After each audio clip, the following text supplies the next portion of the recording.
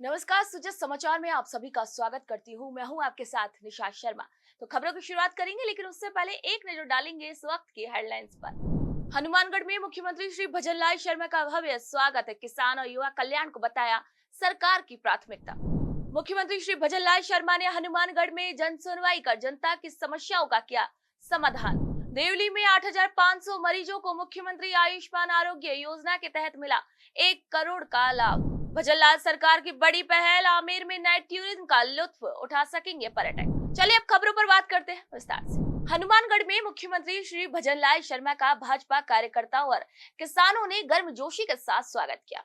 मुख्यमंत्री श्री भजनलाल शर्मा ने इसी अवसर पर किसानों और कार्यकर्ताओं को संबोधित करते हुए कहा कि राज्य सरकार किसानों की उन्नति को सर्वोच्च प्राथमिकता दे रही है। आपको बता दें कि मुख्यमंत्री श्री भजनलाल शर्मा ने ये बताया कि उनकी सरकार ने प्रधानमंत्री किसान सम्मान निधि की राशि करीब 6,000 से बढ़ाकर 9,000 रुपए कर दी है। इसके अलावा गेहूं की एमएसपी पर 150 रुपए का अतिरिक्त बोनस देने का भी निर्णय लिया गया है, जिससे हनुमानगढ़ और श्रीगंगानगर के किसानों को बड़ा फायदा मिलेगा। मुख्यमंत्री श्री भजनलाल शर्मा के नेतृत्व में राजस्थान आज विकास की एक नई गाथा लिख रहा है।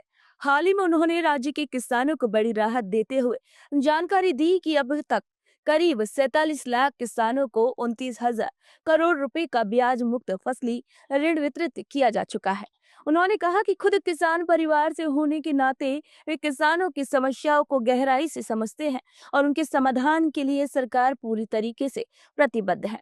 सिंचाई संकट से निपटने के लिए सरकार ने ईआरसीपी के तहत राम जल सेतु लिंक परियोजना पर काम शुरू कर दिया है, जिसमें 12,000 करोड़ से ज्यादा की परियोजनाएं प्रगति पर हैं। वहीं इंदिरा गांधी नहर परियोजना के अंतर्गत 3400 करोड़ और पक्के खालों के लिए पुनर्निर्माण के लिए 590 करोड़ रुपए स्वीकृत किए गए हैं। ऊर्जा क्षेत्र में आत्मनिर्भरता के लिए लगभग 2 लाख करोड़ के एमओयू और 35 लाख करोड़ के निवेश प्रस्ताव सरकार की दूरदृष्टि का ही प्रमाण है।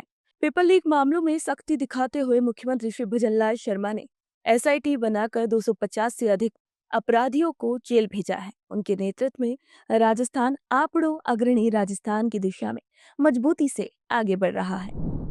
मुख्यमंत्री श्री भजनलाल शर्मा का जनसेवा के प्रति समर्पण एक बार फिर से सामने आया है, जब उन्होंने हनुमानगढ़ जिले में जन सुनवाई कर आमजन की समस्याओं को गंभीरता से सुना और उनका तुरंत समाधान भी कराया। जी हां, अपने 2 दिवसीय हनुमानगढ़ और श्रीगंगानगर दौरे के पहले दिन मुख्यमंत्री श्री भजनलाल शर्मा ने जिला मुख्यालय स्थित सर्किट हाउस में आम लोगों से मुलाकात की। मुख्यमंत्री श्री भजनलाल शर्मा ने एक बार फिर ये साबित कर दिया है कि वे जनता के बीच के नेता है और जनसेवा उनके शासन का मूल मंत्र है।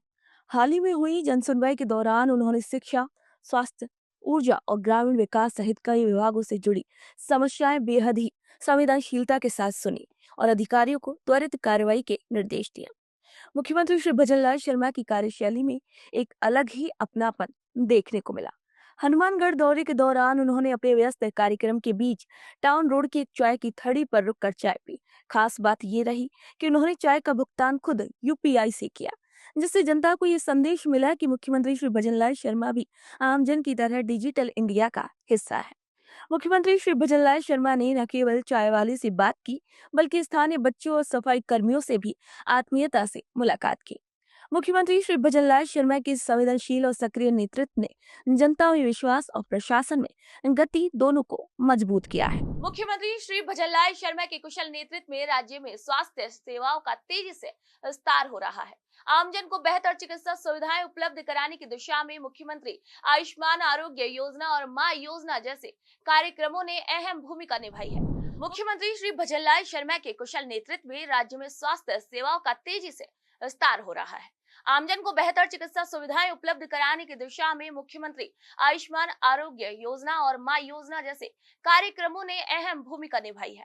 मुख्यमंत्री आयुष्मान आरोग्य योजना के तहत अब तक लगभग 8,500 लाभार्थियों को इलाज का लाभ मिला है।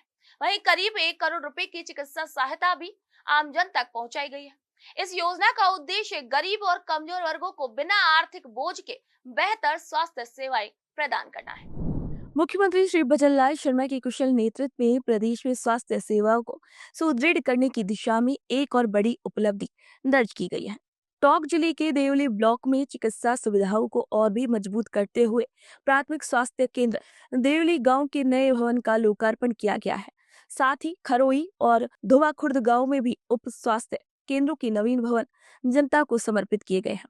भजनलाल सरकार टीबी जैसी गंभीर बीमारी को जड़ से खत्म करने के लिए भी प्रतिबद्ध है।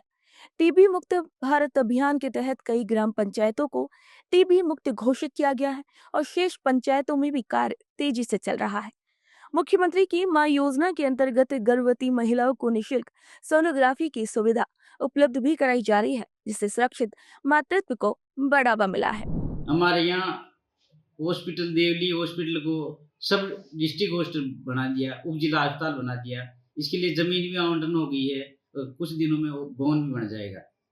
इसके अलावा मुख्यमंत्री आयुष्मान आरोग्य योजना के तहत हमने करीब 8,500 लाभार्थियों को लाभ पहुंचाया और करीब 1 करोड़ रुपए का फायदा उनको मिला। इसके अलावा हमने 95,000 कार्ड डिस्ट्रीब्यूट कर दिए आयुष्मान आरोग्य योजना के तहत। मुख्यमंत्री श्री भजनलाल शर्मा के नेतृत्व में राजस्थान सरकार पर्यटन को बढ़ावा देने के लिए तेजी से अपना कार्य कर रही है। इसी कड़ी में जयपुर के मशहूर पर्यटन स्थल आमिर महल में पर्यटकों को आकर्षण करने के लिए नई नई एक्टिविटीज भी शुरू की गई है।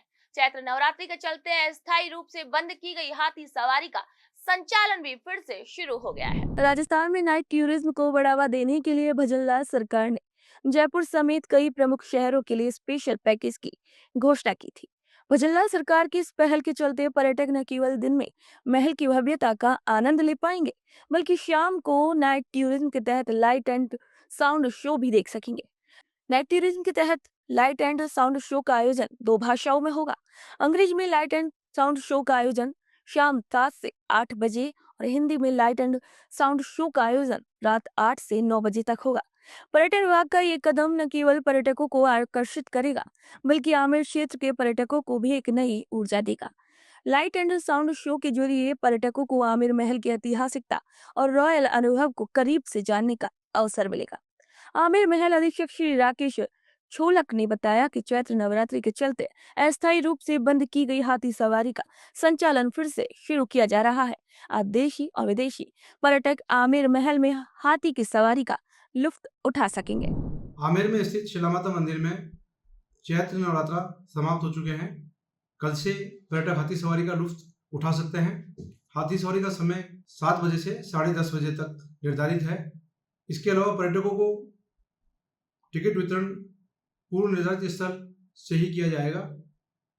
आमेर महल में सायंकाल में होने वाले लाइट एंड साउंड शो का समय 7 बजे से 8 बजे तक इंग्लिश में और 8 बजे से 9 बजे तक हिंदी में लाइट एंड साउंड शो पर्यटक देख सकेंगे। तो सुजा समाचार में आज के लिए इतना ही। फिर मिलेंगे नई खबरों और जानकारी के साथ। तो तब तक के लिए नमस्कार।